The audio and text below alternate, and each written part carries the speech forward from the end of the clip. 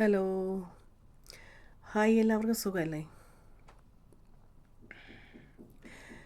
ഞാൻ ഇന്നൊരു ഒരു ഒരു വാർത്ത കേട്ടു. നമ്മുടെ രേണുസുതിക്ക് ക്യാൻസറാണ്, 3ാമത്തെ സ്റ്റേജിൻ്റെ അവസാന ഭാഗത്തിലെത്തി എന്ന് പറഞ്ഞിട്ട്. സത്യം പറഞ്ഞാൽ അത് കേട്ടപ്പോൾ എനിക്ക് ഒരുപാട് സങ്കടം തോന്നി. കാരണം ഞാൻ അവളുടെ ആരുമല്ല. അവൾ ഒരുപാട് ആളുകൾ കുറ്റപ്പെടുത്തുന്ന ഒരു വ്യക്തിയാണ്, ഒരു പാവം വുമൺ. എന്നാൽ എനിക്ക് അവളെ ഇഷ്ടമാണോ എന്ന് വെച്ചാൽ ഇഷ്ടമാണ്.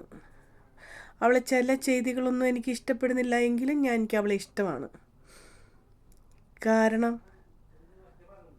സുധിയുടെ ആ 2 മക്കളെയും അവൾ നന്നായിട്ട് നോക്കി. ഒന്നുമില്ലെങ്കിലും ഋതപ്പനെ കിച്ചുവിനെയൊക്കെ നോക്കിയിട്ടുണ്ട് അവൾ.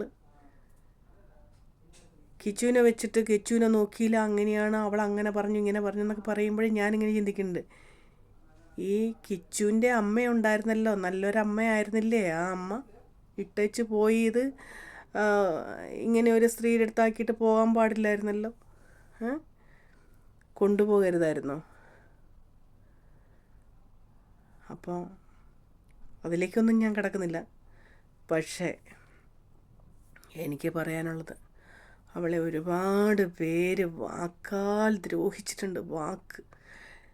നമ്മുടെ കണ്ണിൽ ചെറിയ തടിയൊന്നുമല്ല കിടക്കുന്ന, വലിയ കോലി തന്നെ കിടക്കുമ്പം, വലിയ തടി കിടക്കുമ്പം ആരാൻ്റെ കണ്ണിലെ ചെറിയ കരടെടുക്കാൻ പോകുന്ന ആളുകളാണ് ഇന്നത്തെ സോഷ്യൽ മീഡിയ മുഴുവനും. മൊത്തത്തിൽ അങ്ങനെയാണ്. ഒരു കുറഞ്ഞ ആൾക്കാരുമാണ്, 100-ലൊരു 25-30% മാത്രമേ ഉണ്ടാവുകയുള്ളൂ അവനാൻ്റെ കണ്ണിലെ കരടെടുത്ത് നിൽക്കുന്ന ആൾക്കാർ.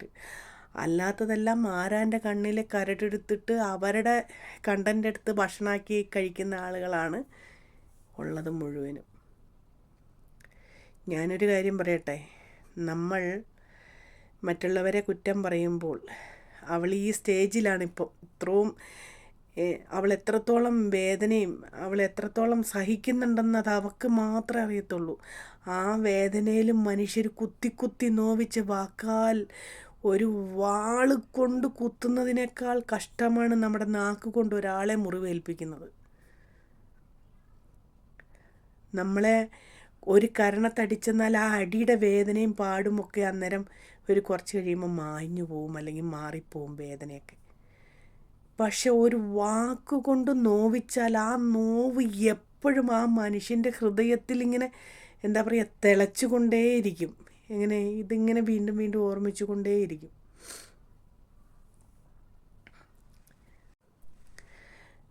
നമ്മളുണ്ടല്ലോ, ആരാനെ പറയുന്നതിനേക്കാൾ നമ്മുടെ വീട്ടിൽ പല കാര്യങ്ങളെ കൊണ്ട് നമുക്ക് ചെയ്യാം. കാരണം വെച്ചെന്നാൽ നമ്മളൊരു ഔട്ട്സൈഡിൽ പോയി ഒരു വീഡിയോ എടുക്കാം, ആർക്കും പ്രശ്നമില്ല. നമ്മുടെ വീട്ടിൽ കുക്ക് ചെയ്യുന്നു, നമുക്ക് വീഡിയോ എടുക്കാം, ഒരു പ്രശ്നവുമില്ല. നമ്മുടെ മക്കളാൽ എന്തെങ്കിലും അവർക്ക് കോമഡിയോ അല്ലെങ്കിൽ ഒരു പാട്ടോ ഒക്കെ ആകണമെങ്കിൽ നവനാനൊരു പാട്ടാണെങ്കിൽ ആകാം, ഒരു പ്രശ്നമില്ല. അല്ലെങ്കിൽ ഇതൊക്കെ പോട്ടെ, രാഷ്ട്രീയത്തിലേക്ക് ഒന്ന് നോക്കിക്കഴിഞ്ഞാൽ രാഷ്ട്രീയത്തിൽ എന്തെല്ലാം കാര്യങ്ങൾ നമുക്ക് പറയാനുണ്ടാവും അല്ലേ? അങ്ങനെ ഒത്തിരി കാര്യങ്ങളുണ്ടാകും പറയാൻ. പക്ഷെ ഒരു കാര്യം, നമ്മൾ ഒരാളെ കത്തി കൊണ്ട് കുത്തി ഇറക്കുന്നത് പോലെ നാവിനാൽ വേദനിപ്പിച്ചാൽ കർമ്മ എന്നൊരു സംഭവം നമ്മളെ വിടത്തില്ല. നമ്മൾ കൊടുത്ത കൊല്ലത്ത് കിട്ടുമെന്ന് പറയുന്നത് വെറുതെ ഒന്നുമല്ല. ഇന്ന് ഒരാളെ നമ്മൾ ദോഷം ചെയ്ത് പറയുന്നതിനെല്ലാം നാളെ നമ്മൾ അനുഭവിച്ച് തന്നെ ഇരിക്കും. സത്യമാണത്. അതുകൊണ്ട് തന്നെ ഞാൻ പറയുക, നിങ്ങൾ തമ്പുരാനെ സഹായിച്ച് ഒരിക്കലും എന്ത് പാടില്ല, നിങ്ങൾ ഒരാളെയും എന്നല്ല, ഈ രേണുസുധീനെ വിട്. പാവമാണ് അവളെ വിടുക. അവളെ കണ്ടൻ്റ് എടുത്ത് വെച്ച് ഭക്ഷണം കഴിക്കുകയും ചെയ്യും, അവളെ കുറ്റം പറയുകയും ചെയ്യും. പൂച്ചേനെ കൊള്ളാം, പൂച്ചയുടെ കണ്ണുകൊള്ളൂല. പല കുടുംബത്തിൽ നടക്കുന്ന ഒരു സംഗതിയാണ്. അവരെ കാശ് വേണം, പക്ഷെ അവർ കൊള്ളൂല എന്ന് പറഞ്ഞ പോലെ ആകരുത് നമ്മൾ നമ്മുടേതായ കാര്യങ്ങൾ മാത്രം നമ്മൾ ചിന്തിക്കുക, നമ്മൾ നടക്കുക എന്നോർത്ത് ഞാൻ ഇതെല്ലാം പറഞ്ഞു എന്നോർത്തിട്ട് ഞാൻ അവളെ അങ്ങോട്ട് വെളുപ്പിക്കാൻ വന്നൊന്നുമല്ല. പക്ഷേ ഒരു മനുഷ്യൻ്റെ അവസ്ഥ, അതും ക്യാൻസറാണ്. ആ ക്യാൻസർ അവൾ എത്ര വർഷങ്ങൾക്ക് മുമ്പേ ഇതുണ്ട് അവൾക്ക്. എന്നിട്ട് പോലും അത് അവളുടെ ശരീരമൊക്കെ പുഷ്ടിപ്പെടാതിരിക്കുന്ന കണ്ടോ, ക്ഷീണിച്ച്. എല്ലാവരും ഓർത്തോ, നമുക്കൊക്കെ കുഞ്ഞുങ്ങളുണ്ട്. നാളെ നമുക്ക് ദൈവം തമ്പുരാൻ ഈ ഒരു അവസ്ഥയൊക്കെ തരാതിരിക്കട്ടെ, ഒരിക്കലും ഒരാൾക്കും വരാതിരിക്കട്ടെ.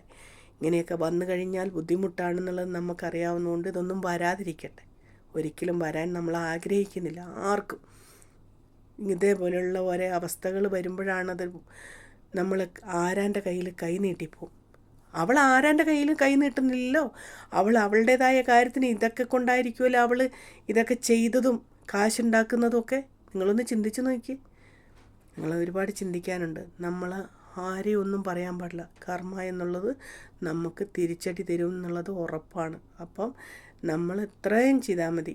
ഇനി നിങ്ങൾ പറഞ്ഞവരെല്ലാവരും അവൾക്ക് വേണ്ടി ഓരോ നിമിഷവും നിങ്ങളുടെ പ്രാർത്ഥനയിൽ അവളെ ഓർക്കുക എന്നുള്ളതാണ്. ഓർക്കുക തന്നെ വേണം. കാരണം നിങ്ങൾ പറഞ്ഞതിന് പ്രായശ്ചിത്തമാകട്ടെ.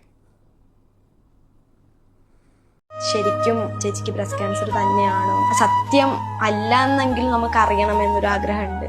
എന്താണ് ചേച്ചി ശരിക്കും സത്യം? അതെ, ക്യാൻസറാണ്.